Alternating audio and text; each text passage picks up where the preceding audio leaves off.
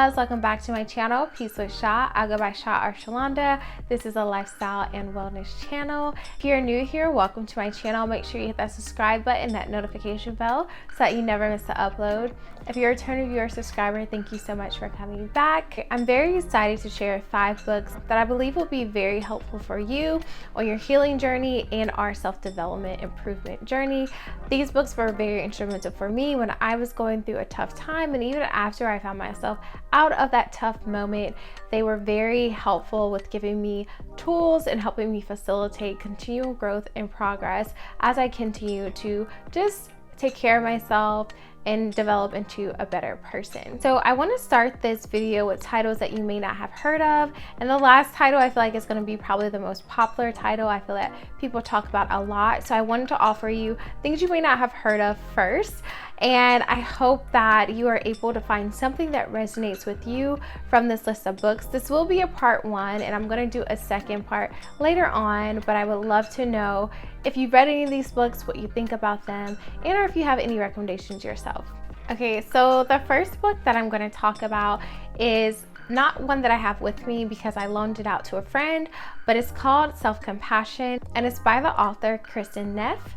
And this book I think is ideal for anyone who might identify as having a type A personality, anyone who really likes things to go the way that they want and finds themselves being very stressed out if they're not. And this might be reflective in your healing journey if you find yourself being pretty harsh or critical on yourself, or feeling like you have to get things done right away, or if you feel like you have to improve right away, or if you feel like you have to be perfect right away instead of giving yourself a little bit more time and grace. I feel like this is also perfect or ideal for someone who may have grown in a household that's very critical, and or if you grew up in a culture that could be highly critical, because I feel like generally speaking, those types of environments tend to produce adults that tend to be highly critical on themselves, very hard on themselves. So if you identify with any of those things, then I think that this book is perfect for you. I consider myself a recovering type A personality, and this book was very helpful for me. This book was actually recommended to me by my therapist when I was going through a very tough time, and it was very instrumental and helpful for me. This book essentially helps you have a better relationship with yourself as you're experiencing the human experience, because we are not all perfect, and there are some strategies, tactics, and ways of shifting your mindset that will be very helpful for you to be kinder to yourself, to have more empathy, compassion, and to be nicer towards yourself. And I think this book helps you think about those things a lot more intentionally in your life and on your journey. So essentially, this book is practical tips and advice on how you can be more self-compassionate, and I think it's worth a read. It's a quick read, it's a pretty easy read, and even if you don't want to read it, perhaps go to the author's website and look at synopsis of the book, because perhaps some of the workbooks that they have may be helpful as well. This author also has another book called Radical Self-Compassion. I haven't read it yet, but it is on my reading list. And this is a book I feel like I would go back to. I've bought it for other people. I've recommended it to other people. Now I recommend it to you. And it's something that I also plan to read myself. The second book I want to recommend is a book that I do have on hand. And this book was also recommended to me by my therapist. And I think this book has a certain audience, but I also think that the content in this book can be useful and helpful to anyone, no matter who you are. And the title of this book is called The Upside of Stress by Kelly McGonigal, and she is a PhD doctor. She also has done a lot of research on different psychological studies. This book is very fun and interesting if you are really interested in how your brain works, how your body processes stress, what stress does to your brain, how your brain processes stress. And so it is a little science-based in that it breaks down a lot of studies in this book. However, I do think that it breaks it down in a way that is easily digestible, or mostly, I shouldn't say easily digestible, but I do think that it is digestible for broader audiences. So if you're someone who likes a little bit of science in the books that you read, or you like to understand like how your body works, how your brain works a little bit better, I think this book is perfect for you. And I also think this book is perfect for anyone who has dealt with a stressful situation. I feel like whether you're healing from something or whether you're on a self-improvement journey, life is not without stress, and so we all experience stress in some type of way. And I think the main benefit of this book is that it really helps you reimagine and alter your relationship and your mindset regarding stress. Personally, I can say that this book really helped me think about stress differently, embrace stress a little bit more, and not necessarily have the judgment of a negative attitude towards stress. So in a way, I have a more appreciative mindset and appreciative emotions regarding stress, and now I view it as something that is good for me and something that is helpful for me, something that is healthy to experience in life, and something that we all are experiencing. And so I'm not alone in this emotion that we all experience stress, but this definitely helped me, and I see myself now that when I'm in stressful situations or when I think about past stressful situations, the way I think about them has changed dramatically. And so if you are looking for a way to better cope with, understand, establish your relationship with stress, I think this book is perfect for you. So this third book that I think will be instrumental or helpful for anyone on their healing journey is called A Return to Love by Marianne Williamson, and it looks like this. Little beat, ratted, and torn. And actually I was flipping through it this morning, and I thought to myself, you know what, it's probably time to reread this book.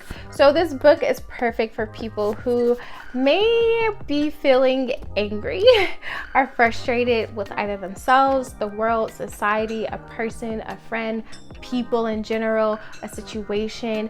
I think this book is very great at helping you soften your heart and kind of get the big picture of life again. I will say that this is a spiritual book. This person does identify as Christian, but I don't think that you have to be Christian to get something from this book. And so essentially this book helps you think about how you show love to yourself, how you are a vessel to love, and how you can spread love in the world, at your workplace, in your relationships, just in general. And so I think it's a very beautiful book in that sense, and that it helps us be reminded of kind of why we are here.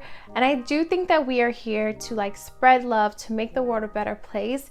And I think it's a great reminder and encourager of how to do that. And so that's one reason I think this book is very helpful for anyone who may find themselves frustrated with life, with people, with society, with this world, because it kind of brings the whole big picture back into focus and helps you focus on the things that really matter and the things that you can actually control. So I would recommend this book to anyone who may be feeling those things, and even if those are not emotions that you resonate with, I think this is a good read for anybody in general who's just thinking about different ways you can show up in a loving way in this world, at work, to people, to yourself.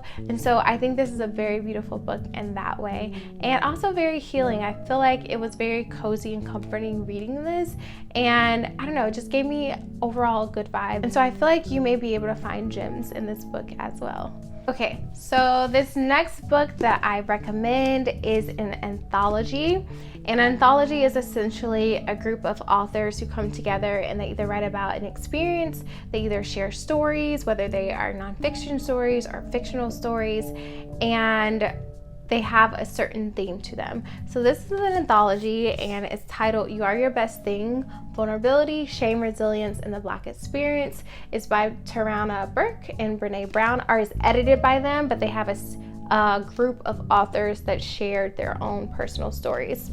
And before I talk any more about this book, I will say that because people are sharing stories that have been that have induced shame in a way or made them feel shameful, some of these stories may be heavier. So I will just say, if you do purchase this book, or before you purchase this book, maybe read up about an overview to get an idea of some of the types of stories that people share, just in case they might feel triggering or upsetting to you.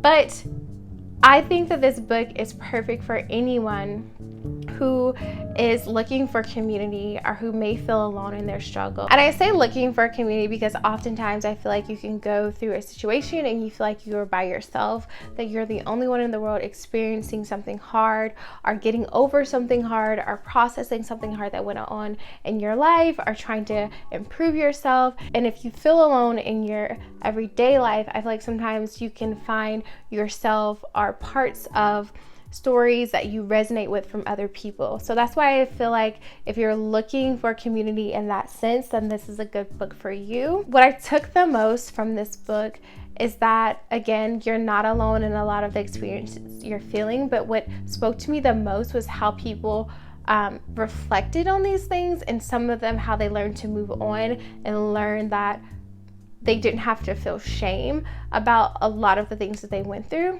And I think that shame is an ongoing theme in our society. I think a lot of people try to make people feel shame. I think naturally sometimes we do feel shame about some of the things that we've gone through, our shame in like not being successful or not making whatever milestone you wanted to hit or what have you. And so as you're on a journey of self-improvement or on a healing journey, I think that shame could be a feeling or emotion or thing that comes up. And so learning how other people identify their shame or dealt with their shame, I think is a very important thing to do. So that's one reason I think that this book can be very helpful if you are someone who on your healing journey have experienced shame, or you might feel shame about some of the things that you've gone through, or if you're on a personal development journey and you might have shame or feel some type of shame about a milestone you didn't hit, or like how far you feel like you're not yet and you feel shame about that, whatever it may be. I feel like you may be able to find something that resonates with you in one of these person's story. And so yeah, I recommend that book for that reason.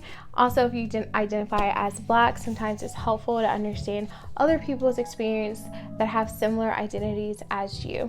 And these identities span more than just ethnicity, culturally, religion, sexuality, all those things. So I think this is a very good read. And the last book is one that I feel like is very popular that you may have heard of before. And so I wanted to save that one for last because I feel like people's attention spans aren't that long and you may not have made it to the end of this video. And if you didn't, that's fine because you wouldn't have missed this title that you likely have already heard of before. And so the last book that I recommend is The Body Keeps the Score, Brain, Mind, and Body and the Healing of Trauma. And I feel like this is a bestseller. It is highly talked about. It is highly recommended. And I think it's justified why so. Similarly to The Upside of Stress, that it's very scientific, that gives you a lot of scientific examples, so does The Body Keeps the Score. I feel like it gives you practical examples of how to process your trauma. It gives you a lot of information of how your brain deals with trauma, some of the long-lasting effects of trauma or hard times or stress this book tells you about. I will say similarly also to You Are Your Best Thing, there are personal stories, not people aren't identified like who the stories belong to, but they're personal stories of people in this book that could or could not be triggering. So I would say that if you do get this book, just be mindful of that. I do believe that this book also has headers, so I don't think you have to read all of the details of some of the story to get the main gist or the bigger picture of what the author is trying to say.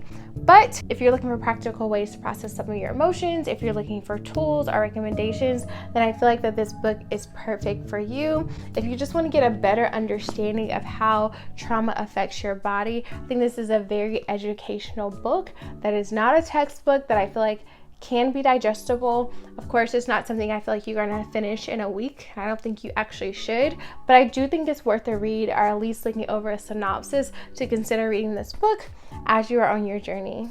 Okay, so those are all the books that I recommend. This is my part 1.